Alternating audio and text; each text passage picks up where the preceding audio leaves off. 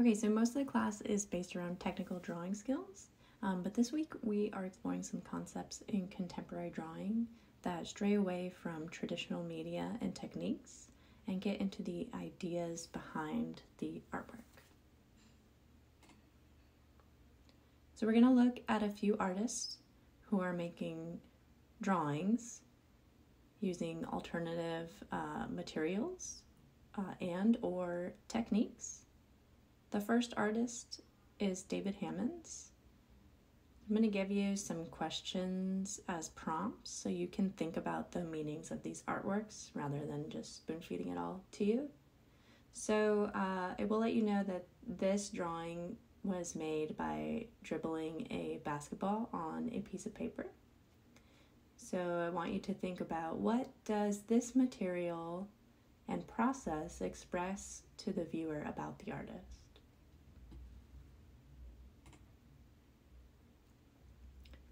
This is another basketball drawing. So it's presented in a frame on a wall, but then a basketball is propped up under that bottom corner.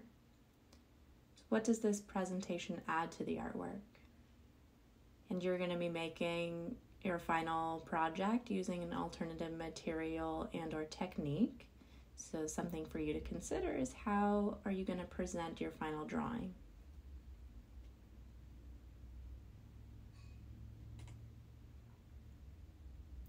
This is another series by Hammons. The pigment is made from Kool-Aid. So what does this material and process express to the viewer about the artist? So it looks like a watercolor painting, but the material being Kool-Aid makes it an alternative material. Something for you to consider for your projects. It's another one from the same series.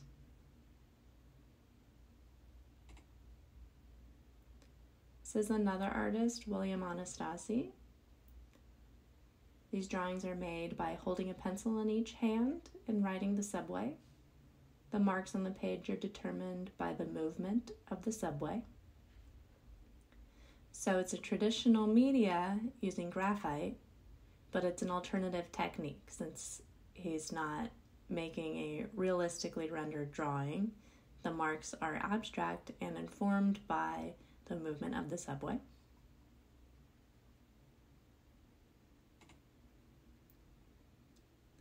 This is Deborah Scacco. It's a line drawing in a book made by cutting shapes out of painted paper that are based off of city planning maps of Northeast Los Angeles. Each of these is layered into a book and presented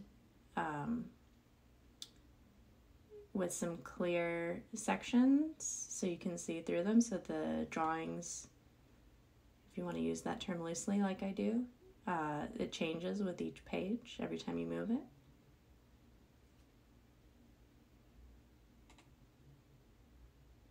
This is Nicole Seisler. She's making drawings directly on the wall using clay.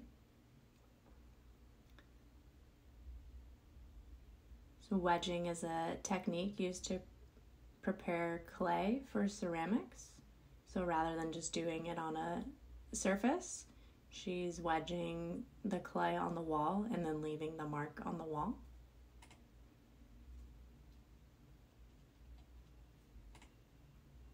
Here's another series, shadow hunting.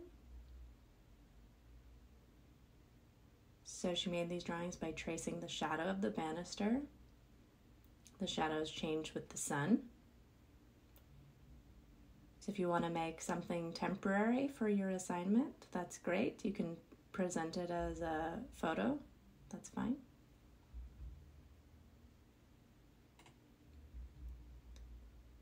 This is Katie Herzog, rubbing the Internet Archive. So she made drawings by rubbing the exterior of a building, the Internet Archive building.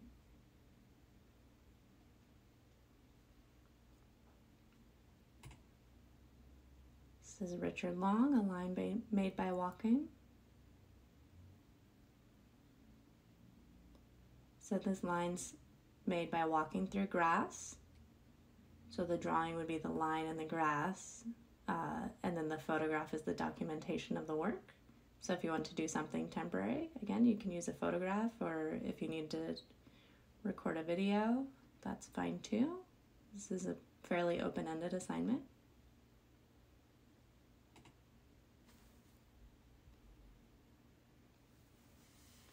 It's Robert Rauschenberg, automobile tire print. So he drove a car over a long sheet of paper.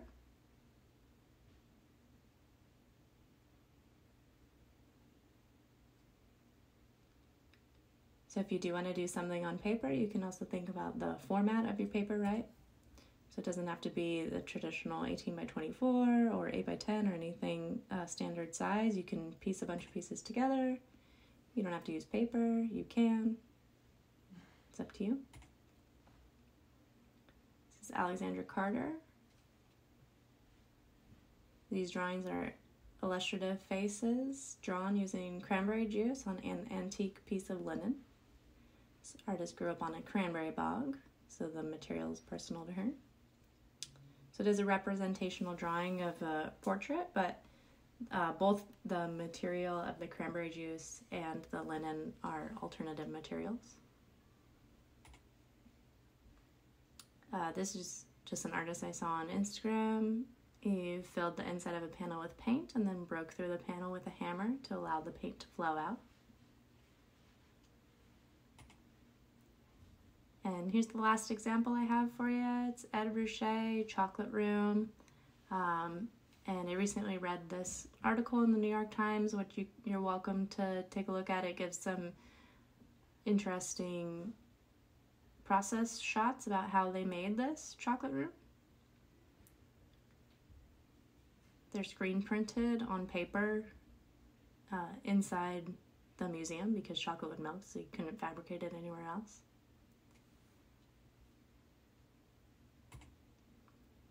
Okay, so for your project, what materials can you use to make artwork to tell the viewer something about you? Can you apply the material using a creative technique to express an idea? So you can think about this project as a self-portrait. Just keep in mind, I don't want a traditional drawing of your head and neck done in graphite or charcoal or any traditional material.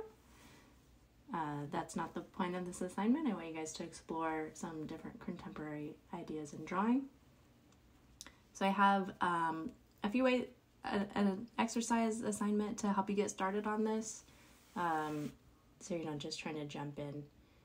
That way it can guide you as you go. And then you're also going to submit a very brief written statement analyzing your final project.